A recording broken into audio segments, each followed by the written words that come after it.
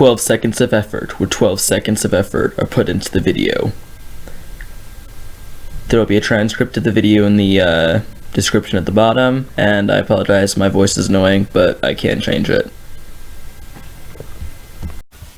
Hey guys, welcome back to another one of my reviews. I'm just going to go in reverse chronological order for Star Wars films, so today is The Last Jedi. But before we begin, I want to give a quick shout out to William Who, my first subscriber. Within like 20 minutes too, which is pretty surprising that he found my video that fast. I know I said I didn't care a whole lot, but it's still nice to be appreciated by someone enough that they subscribe. Although honestly, I don't even know what subscribing does. Anyway, William Who does a bunch of Doctor Who related stuff. Being a big fan of Doctor Who myself, I can appreciate that. If you're a fan as well, I'd say go check it out. If you're not, go repent. Doctor Who is amazing. Alright, anyway, you guys came to talk Last Jedi, not for acknowledgements, I think. I don't know, maybe someone out there clicks random YouTube videos hoping for acknowledgements. I mean, there's over 7 billion people, there's gotta be at least one, right? Okay, sorry, I'm getting off track again. Wars in the Stars. Okay, so, The Last Jedi, like the most divisive Star Wars film ever. I remember seeing this movie opening night and walking out thinking, oh, that was so great, but there was something nagging in the back of my head. I'm typically a pretty big movie optimist. There are a lot of movies that typically aren't really loved by fans that I actually really like. But this one, you know, I had this nagging feeling, which, like, a nagging feeling that something isn't right, which I get occasionally. Usually I just ignore it, and then I see the movie again and it gets fixed. Like Frozen 2, for example, seeing it again knowing that it's a short movie that would be better done as 2 longer movies, I was able to enjoy it a lot more and walk away much happier than I was the first time. Thor Ragnarok, knowing that it's crammed so full of jokes that it kind of takes away from a few scenes, I was able to enjoy it more. Both of these movies I love now. The Last Jedi, though, going into it again, every time it's different. It's always kind of like an, oh, that was better than I remember it. The frustrating thing about The Last Jedi is just what it could have been. The trailers made it look so awesome, and then the movie wasn't what it had seemed. The trailers were almost kind of made to deceive, like the whole I need someone to show me my place thing, and then Ben holding out his hand, which were actually hours apart in the actual movie.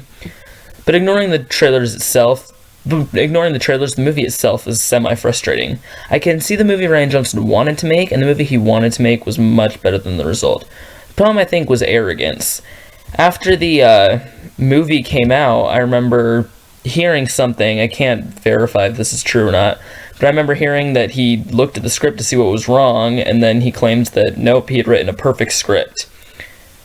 That should be a sign this guy needs some humility, because the movie was far from perfect. Rose is another example of this movie not being what it should have been. Rose, in my opinion, is a great character who's the victim of some poor writing. Her line at the end about how they will win not by fighting what they hate, but by saving what they love, that would have been such a great line in better context. But because Finn was trying to save the Resistance at the time, it falls flat and just seems kind of dumb that she would say that. If Finn really had been just fighting the First Order to destroy at the cost of something that matters instead of protecting his friends, that line would have been awesome. Makes me sad because, like I said, I like Rose, and she got so much hate because of the poor writing that she got sidelined for Rise of Skywalker. And then now people are complaining, and Disney's just throwing their hands in the air and asking, what on this earth do you want from us?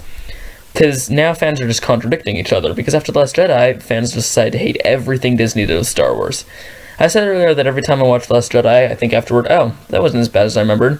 It's because of this determination to hate. I don't have a determination to hate it, but you get surrounded by so much anger towards this movie that you forget that it's really not as terrible as you remember it. If all you hear is negative towards something, your opinion of it will start to lower as you forget all the good in it. People I know who do just have this untamable hatred toward this movie have watched it again and realized half their arguments against this movie were just made up in their head, things that just got twisted and warped. If people can let go of their desire to hate, they'll enjoy things a lot more, even less cool stuff. I don't get why people don't want to like movies. Another example, something that I've experienced is Maul. When he first came back in the Clone Wars, I have to admit, I was kind of mad. I thought it was dumb, and I just ignored the fact that despite his return being a little iffy, there's a great story in Clone Wars and Rebels. After I was able to let go of the lame start, I thoroughly enjoyed his story, and it's one of my favorites in both shows. Rey being a Palpatine, I didn't like, but then it made the finale of Rise of Skywalker even cooler. Alright, let's circle back to The Last Jedi with that. Rey's parentage. It's one of the things that falls under kind of my thesis for the video, that The Last Jedi is wasted potential. The Rey being nobody twist in this movie is great, but done wrong. Let's just ignore the fact that she's Palpatine for now so I can explain why her being a nobody is great. First off, the Force shouldn't be genetic. Pretty much all the Jedi but Luke were born from normal, non-Force sensitive people. Second, in this movie as well as the last, she desperately wants her family back. She wants her place in the story given to her destiny to be clear.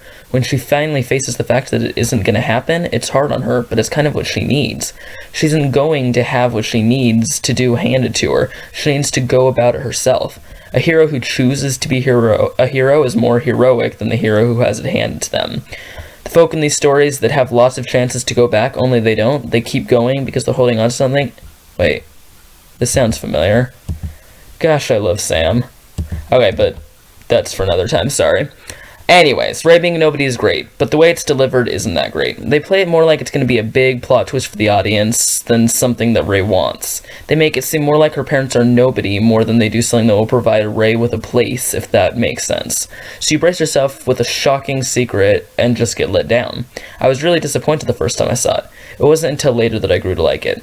Then it just gets screwed over and she's Palpatine, which disappointed me at first, but then it pulled through and it ends up making the finale and The Rise of Skywalker even cooler.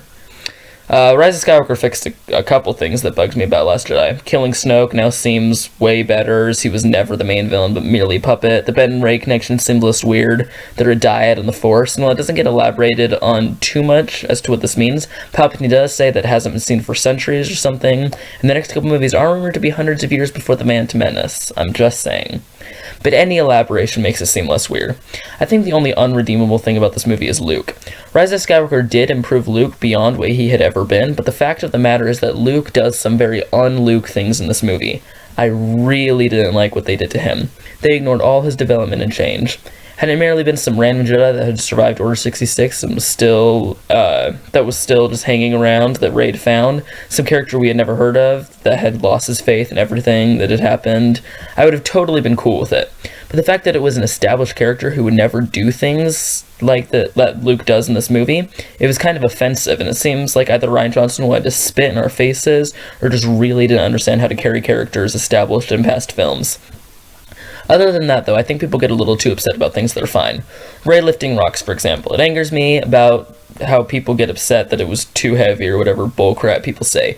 In Empire Strikes Back, Luke claims that the X-Wing is too big, and Yoda goes on this whole rant about how size doesn't matter.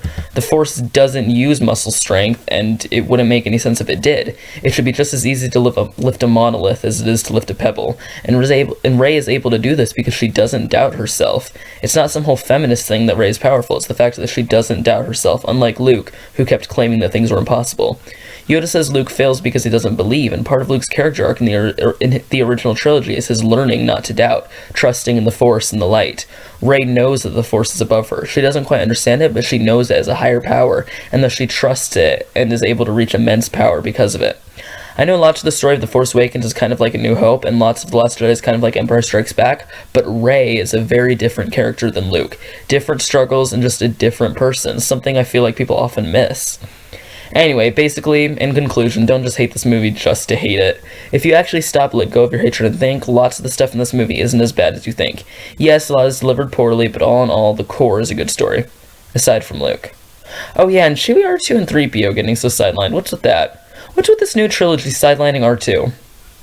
Oh well, we got lots of Chewie and 3PO and Rise of Skywalker. I just wanted more R2. Oh yeah, and Rose. And Janna and Zori, they were awesome. I forgot to put that in the last one, but I really want more of them because I love them. If they announced a Lando and Janna spin-off movie, I would not be mad.